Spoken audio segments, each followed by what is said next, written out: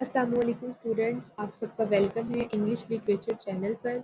आज हम पढ़ेंगे characteristics of Anglo Saxon literature. Anglo Saxon term कहाँ से आई थी ये मैंने आपको लास्ट लेक्चर में ऑलरेडी बता दिया है, आप जाकर उसको देख सकते हैं। आज हम इसकी करेक्टरिस्टिक्स पर बात करेंगे। एंग्लो सैक्सन लिटरेचर को हम ओल्ड इंग्लिश लिटरेचर भी कहते हैं, और आप सबको पता है कि जो ओल्ड इंग्लिश लिटरेचर है वो बेसिकली वर्स्ट लिटरेचर है, यानी कि ओरल फॉर्म में है। ओल्ड इंग्लिश लिटरेचर की कोई भी रिटन फॉर्म अवेलेबल नहीं है। नहीं पता कि ओल्ड इंग्लिश लिटरेचर की बिगनिंग क्या थी, ये कहाँ से आया कहाँ से नहीं। इतना ज़रूर कहा जाता है कि एंग्लो सैक्सन्स एरा में जितनी भी पोइम्स, ड्रामास, पोइट्रीज जो भी होती थी वो सब एक दूसरे को गा कर बताते थे, यानी कि word of mouth from generation to generation ये ऐसे चली है। इसके क्रिएटर्स अभी तक स्टिल अननोन है, नहीं पता कि कौन से क्रिएटर्स ने कौन से वर्क्स जो थे वो बताए थे, कौन से वर्क्स जो थे वो उनके आगे पास डाउन हुए थे। और इसकी जो रिटन फॉर्म है वो बहुत अरसे के बाद जो है वो आई थी बाद में। एंग्लो सैक्सन्स जो थे वो बेसिकली ज़्यादातर, क्योंकि वो गाकर वर्स फॉर्म में, ओरल फॉर्म में वो सुनाते थे, तो उनके जो थीम्स होते थे, उनकी जो पोइट्री के अहम थीम्स होते थे वो बैटल्स पर, गॉड्स पर और एंसेस्ट्रल हीरोज़ पर होते थे। तो हम कह सकते हैं कि जो उनकी थीम्स थे, उनकी पोइट्री के, उनके ड्रामास के, उनकी किसी भी चीज़ के, तो वो किस चीज़ पे बेस करते थे? सॉन्ग्स ऑफ रिलीजन, वॉर और एग्रीकल्चर पर। और ये तीनों चीज़ें मिलकर क्या मार्क करती हैं? Beginning of English poetry ancient England में। क्योंकि बेसिकली जो एंग्लो सैक्सन एरा था वो बाद में इकट्ठा यूनाइट होकर यूनाइटेड किंगडम बना, जिसे हम आज इंग्लैंड के तौर पे जानते हैं। अब एंग्लो सैक्सन पोइट्री जो थी वो बेसिकली संग की जाती थी, यानी कि लिखी नहीं जाती थी। तो हमारे पास फ्यू रेमनेंट्स है कि हमें पता चले कि वो कहाँ से आई है। हाँ, ये ज़रूर कहा जा सकता है कि जो एंग्लो सैक्सन पोइट्री थी वो 2 ग्रुप्स में डिवाइडेड थी। एक थी पेगन पोएट्री और दूसरी थी रिलीजियस पोएट्री। पेगन पोएट्री वो पोएट्री होती है जिसमें क्रिश्चियनिटी की बिलीफ से हटकर जो है वो बात की जाती है, यानी कि पेगन पोएट्स जो थे वो नेचर को, हीरोज़ को और गॉड्स को प्रेज़ करते थे। यानी कि वो क्रिश्चियनिटी की beliefs, moral, virtue, good deeds, bad deeds, Satan, Jesus Christ इन पर बात नहीं करते थे।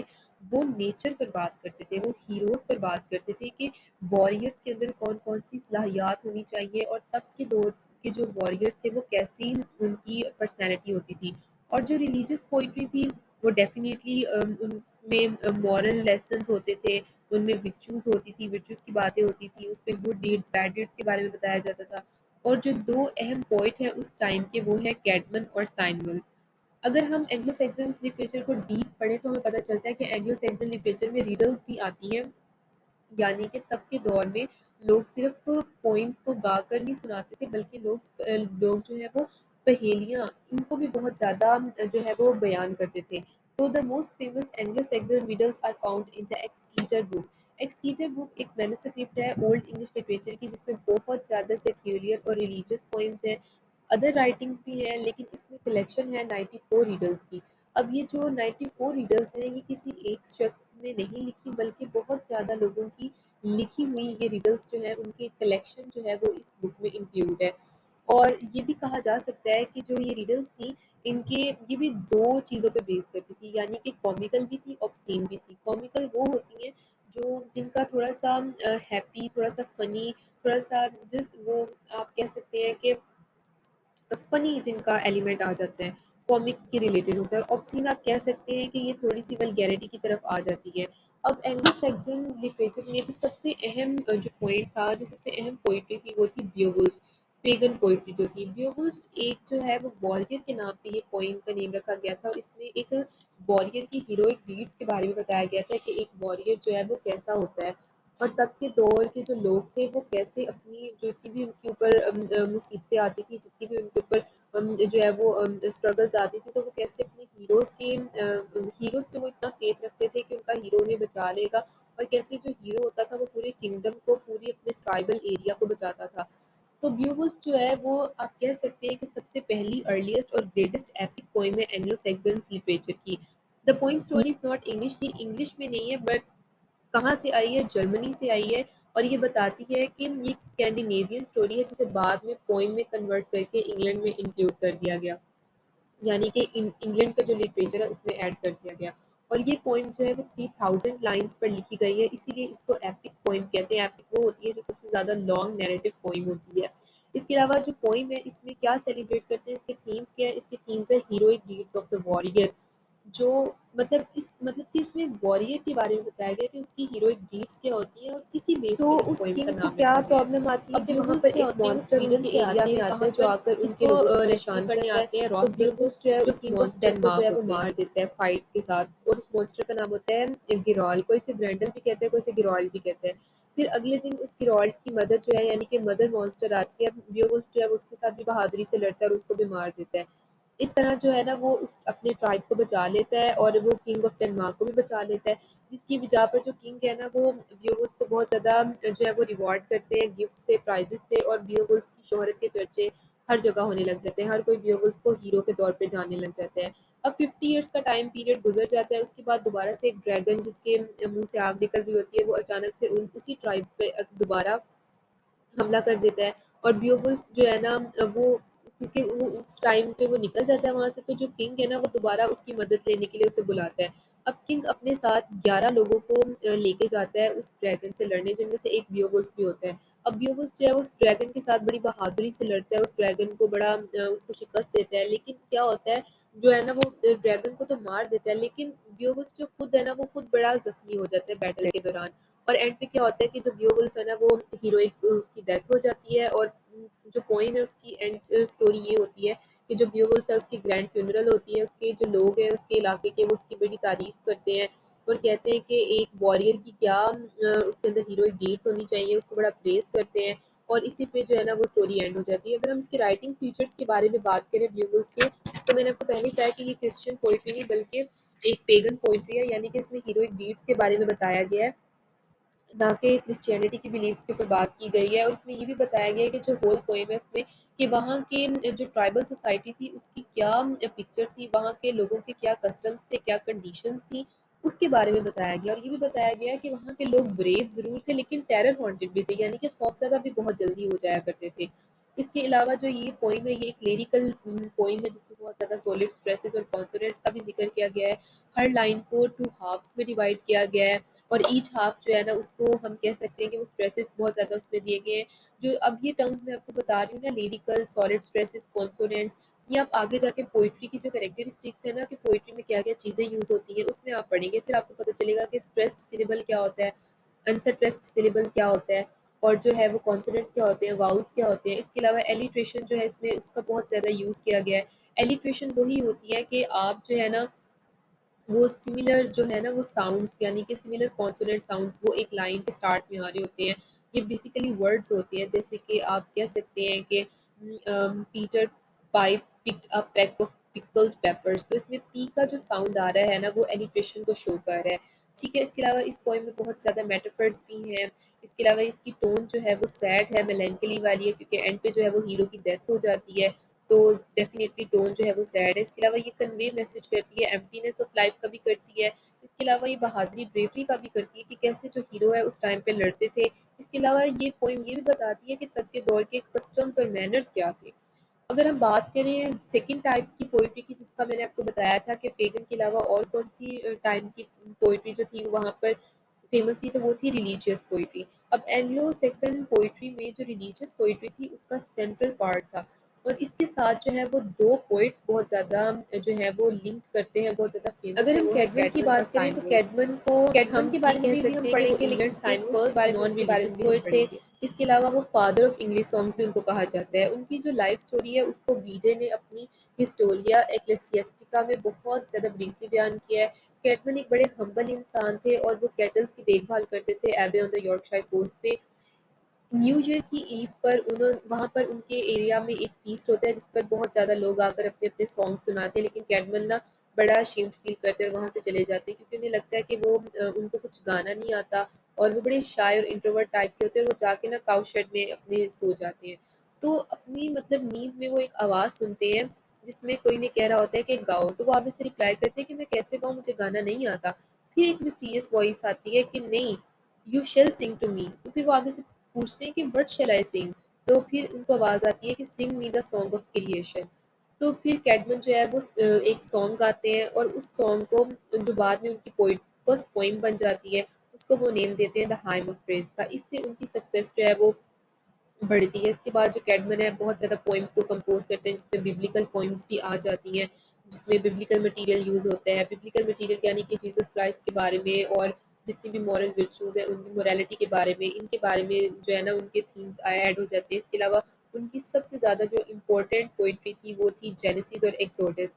अगर आप गूगल पे जाकर सर्च कर सकते हैं और आप जितने भी डीप पॉइंट्स हैं आप वो नोट कर सकते हैं, आप थीम्स नोट कर सकते हैं। और कैडमन के बारे में आप अगर इतना भी पोइट लिख लेंगे ना रिलीजियस पोइट्री में, तो आपको पॉइंट्स और मार्क्स मिल जाएंगे। और इंटरव्यू के हिसाब से भी ये आपको बहुत ज़्यादा ब्रीफिंग दी गई है कि कैसे कैडमन जो थे वो स्टार्ट जो है ना मार्क करते हैं रिलीजियस पोइट्री का, और इसी से जो है वो एंग्लो सैक्सन पोइट्री की भी जो है शुरुआत होती है।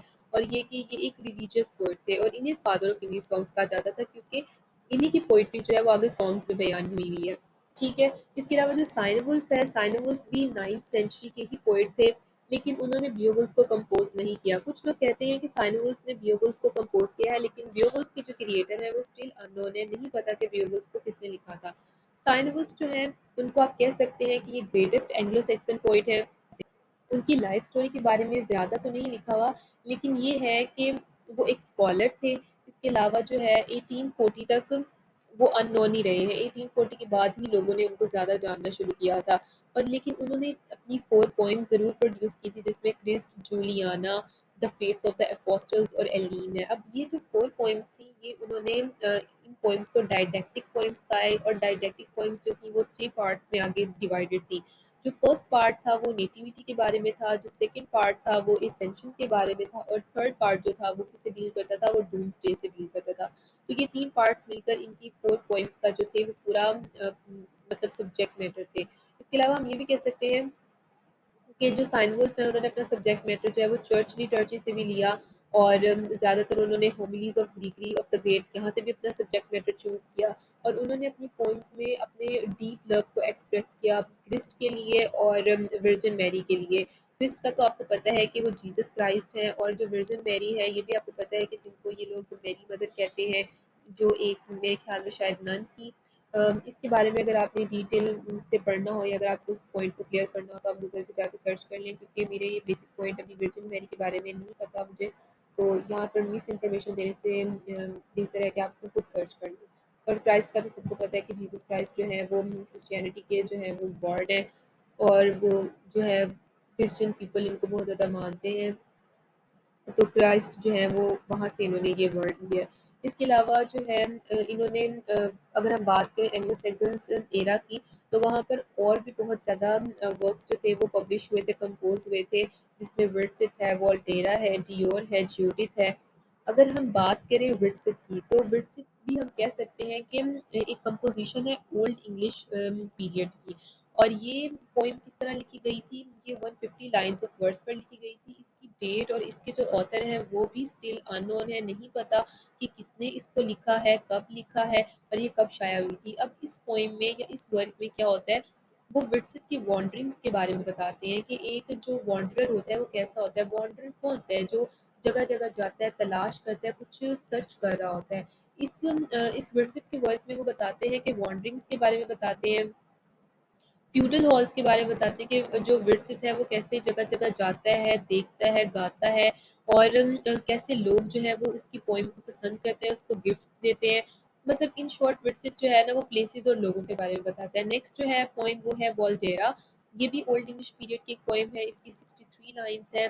इसमें जो है जो जो उनके क्रिएटर है, ऑथर है, उन्होंने बताया है कि exploits of Walter of Aquitaine, उसके बारे में बताया है। थर्ड जो है वो डियोर है, ये भी एक अर्ली पोएम है।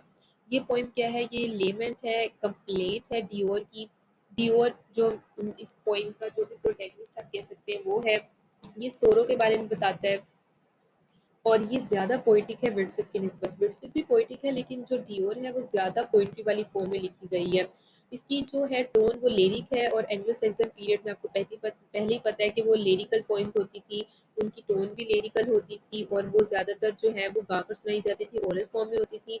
और आप कह सकते हैं कि जो डियोर है ये फर्स्ट इंग्लिश लिरिक है। ठीक है, अब डियोर है क्या, ये एक चीफ या कि हाउस होल्ड से बिलोंग करती है कि वो बड़ा खुश होता है, वो चीफ की पोजीशन पे होता है, यहाँ तक कि उसका एक दुश्मन आ जाता है। फिर वो क्या करता है, अपनी जो है ना मिसफॉर्च्यून उसका मुकाबला करता है, उससे पीछे नहीं हटता। इसके बाद वो क्या करता है, रेजिग्नेशन दे देता है। तो ये एक लिरिकल फॉर्म में ये एक पोइम है, और ये जो 2-3 पोइम्स हैं आप इनको इंक्लूड कर सकते हैं एंग्लो सैक्सन एरा में। इनके भी बहुत इंपॉर्टेंट जो है वो इम्पैक्ट है एंग्लो सैक्सन लिटरेचर पर। इसके अलावा जूडिथ भी है, वो हम इंशाल्लाह नेक्स्ट डिस्कस करेंगे। मैंने यहाँ पर बहुत ज़्यादा पॉइंट्स लिख दिए। अगर आपको मेन क्वेश्चन आ जाता है कि what are the characteristics of Anglo Saxons literature, तो आप उसमें पॉइंट्स के साथ लिख सकते हैं एंग्लो सैक्सन्स कैरेक्टरिस्टिक्स के बारे में, रिडल्स के बारे में, ब्यूवल्फ के बारे में। आप रिलीजियस पोइट्री के बारे में लिख सकते हैं, ब्यूवल्फ की आप इंपॉर्टेंट कैरेक्टरिस्टिक्स के बारे में लिख सकते हैं। इसके अलावा आप अदर वर्क्स में ब्रिट्सिक, वॉल्डेरा और डियोर को इंक्लूड कर सकते हैं। अगर आप ये प्रॉपर एक क्वेश्चन बना के एंग्लो सैक्सन्स का थोड़ा सा ट्राइबल एरिया के बारे में अगर आप बताकर इसको लिखें, तो आपका ये प्रॉपर एक क्वेश्चन, कंप्लीट क्वेश्चन जो है वो आपका तैयार हो जाता है, और आपका इंटरव्यू के पॉइंट से भी ये एक बेस्ट जो है आपके पास इंफॉर्मेशन आ जाती है। तो अगर आपको आज का लेक्चर अच्छा लगा हो तो do like, comment, share and subscribe. Thank you.